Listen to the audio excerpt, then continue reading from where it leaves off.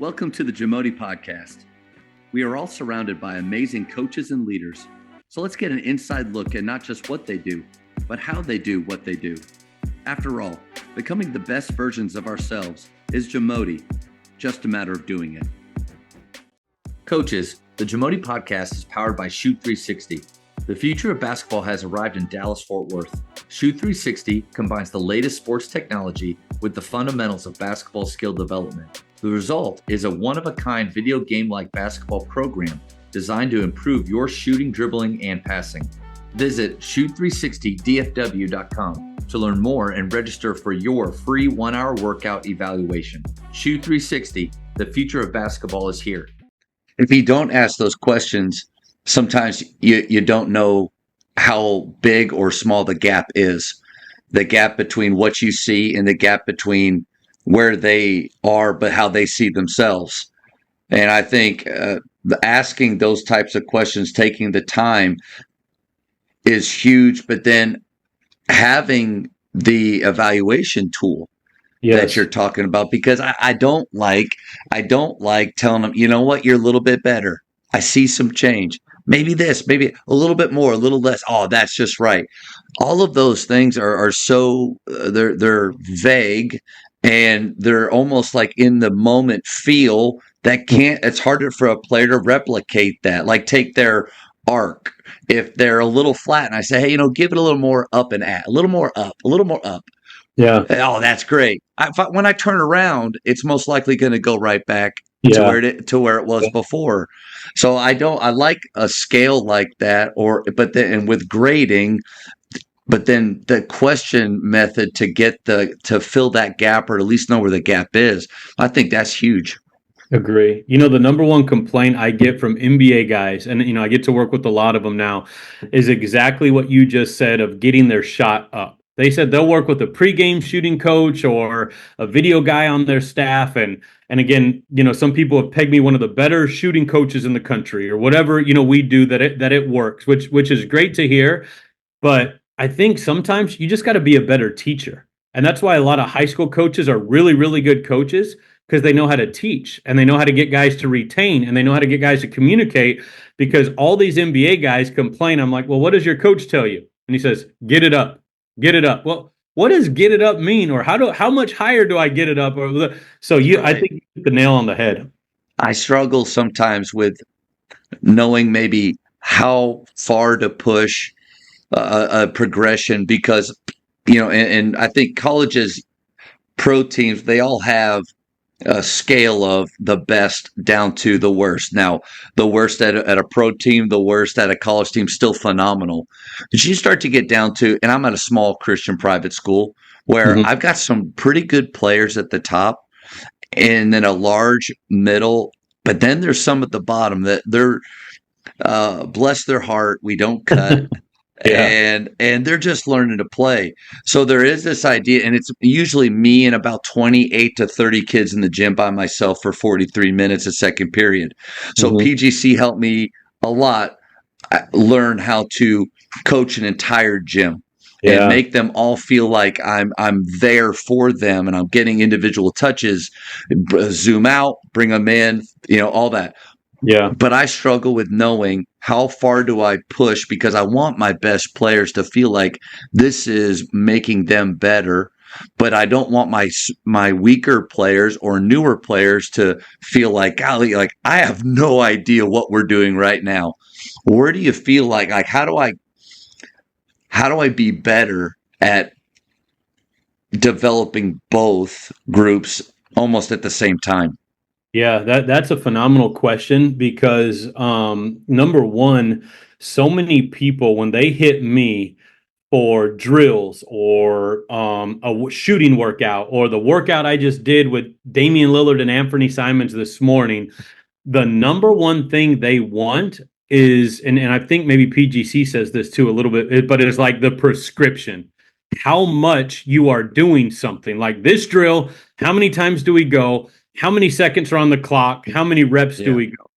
And Matt, this is where I've changed a lot over the years, coaching high school, coaching college, coaching professionally. I've done it at every level. Is like, I don't think you could be a prisoner to the prescription and be a great coach. So for you to fill that gap that you want to now, we have to remember that coaching and development is an art and it's not just a science. So many Yeah. people are like, I need to do this to this to this to this. It's not always like that. Dame this summer, here's a great one for you. He's given me so much crap about this. And actually, here you go.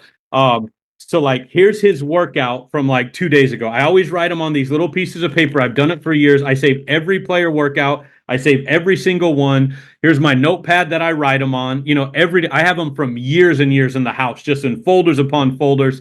And what I like to do with players, and to answer your question, how do you fill that gap? Is one, I show them what we're going to do that day and what we're trying to get accomplished that day. Because there's an art to communication, there's an art to coaching. Where Dame's giving me crap like a month ago, he goes, "Why do you keep showing me this?" He goes, "You change the plan almost every day." Because how his mind works, he is such a special individual. Matt, he counts every rep. He knows every make, every score. Like he's psychotic with like his level of detail. Like I could barely coach and count at the same time. And he knows, no, no, no, that was 7 makes. No, no, no, that was 8 makes. Like he knows everything. So whether you got a guy like Damian Lillard who's absolutely maniacal, high level, going to be a Hall of Famer, or we got some guys who could barely walk and chew gum at the same time. And what you described to me actually reminded me of my year in the G League, because we have some high level G League players. You have some pretty good middle players. Then you always have a few guys that were shuffling in and out of the G League. And again, that was 7, 8 years ago, who weren't quite good enough and they were just a body. They couldn't even keep up, in practice or games sometimes. So, what I would say is if you go in as a coach to keep it competitive or engaging enough for the top guys, but we want to keep those lower level guys confident and engaged enough. So, we want competitive and engaged along with confident and engaged. I think we have to have a plan walking in. And here's the separator of what we're trying to get accomplished just that day. I have a plan for the whole week. It sounds like you're a super organized guy. You'll have a plan for your high school program for the next 3 months. But for that day, during that 42 minutes, what are we trying to get accomplished? And here, Matt, and here's where I get super pumped about development. What I think we could do with players of all levels, and this is super huge, and we just did it at Formula Zero. If they're not quite good enough at that skill yet, two areas that they could trim down a little bit or not do as much is the level of speed they train with and the level of force they train with. And I talk about this all the time at clinics because when I got to OKC, one of the assistant coaches, he said, "Phil, the best guards in the NBA, they play with speed and they play with force." And where a lot of high school and college coaches really screw up, and I screwed up the same way when I coached at those levels, we try to get everyone to do everything fast, fast, fast, fast, fast, fast, fast, fast, fast, fast. Yeah. Yeah. But they don't get them to play hard, Hmm. hard, hard, like harder jabs, harder rips, harder pounds. So you could have a ball handling change pace, change workout. One thing we just released, Matt, I'll send it to you for free after this. We just put out our whole skill library. Everyone's wanted our core foundational drills and progressions. And what's so cool about them is they're super simple. You could do them at every level. But like the kids at Grapevine Christian who are really struggling, they just can't do them as fast or as forceful. Now your other kids maybe are at basket one. We got to have speed on this. We should be making Yeah. mistakes. We should almost be falling over with our chin over our knees when we do this. And so now we're practicing at a rate that's equal to or quicker than the game that will pay off. Because when we send out that skill library, I don't know how many my assistant added up. Maybe there's 40, 45 drills in it, Matt, just something like that. But the key is there's almost 100 teaching points. Hmm. And whether your kids are good enough or not, or my players are good enough or not, they could still at least understand and try to execute the teaching points. Like Yep. chin up, chest up is a huge teaching point for us when we do ball handling or when we do change pace, change direction. Your chin has to be up, your chest has to be up. Even though you could barely walk and chew gum at the same time, damn it, you better have your chin and chest up while we're doing this stuff. So I think that level of coaching comes down to more of an art. And again, going back to your word of intentionality, instead of, again, being a prisoner to the rules or being a prisoner to Yep. the score clock, or a prisoner, like I said, to the prescription of what the workout requires.